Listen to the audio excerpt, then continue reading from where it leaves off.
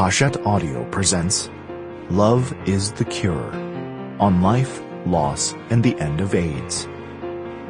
Written and read by Elton John. Includes photos in a Mac and PC-compatible PDF.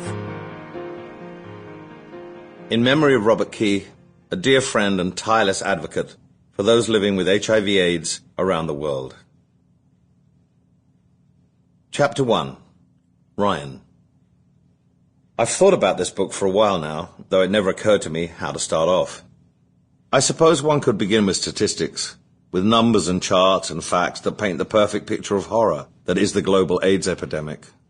More than 25 million lives lost in 30 years, 34 million people living with HIV and AIDS around the globe, 1.8 million deaths per year, nearly 5,000 lives taken each and every day, the sixth leading cause of death worldwide. But I've always found it impossible to comprehend these statistics. The tragedy is so immense, the figures are so enormous, there's simply no way to wrap your mind around it all. Let's leave the numbers for later and begin with the story instead. After all, I'm not a statistician, I'm a musician.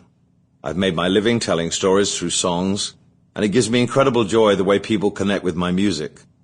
That is all I hope to do in this book, to tell stories that connect people with this epidemic, so we can work together to end it.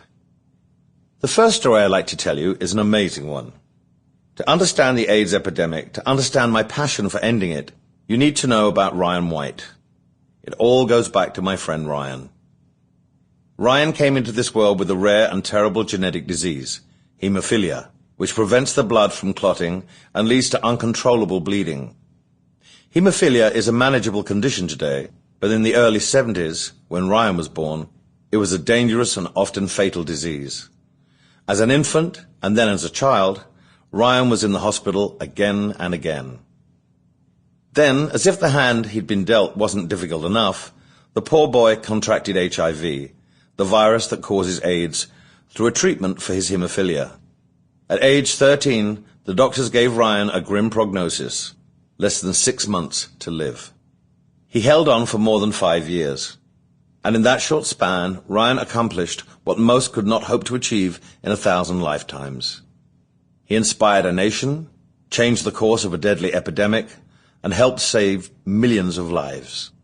Imagine a child doing all of that, a sick boy from a small town in Middle America. It sounds like a movie script, like a bedtime story, like a miracle. And it was a miracle. Ryan's life was an absolute miracle.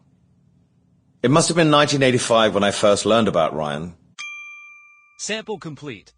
Ready to continue?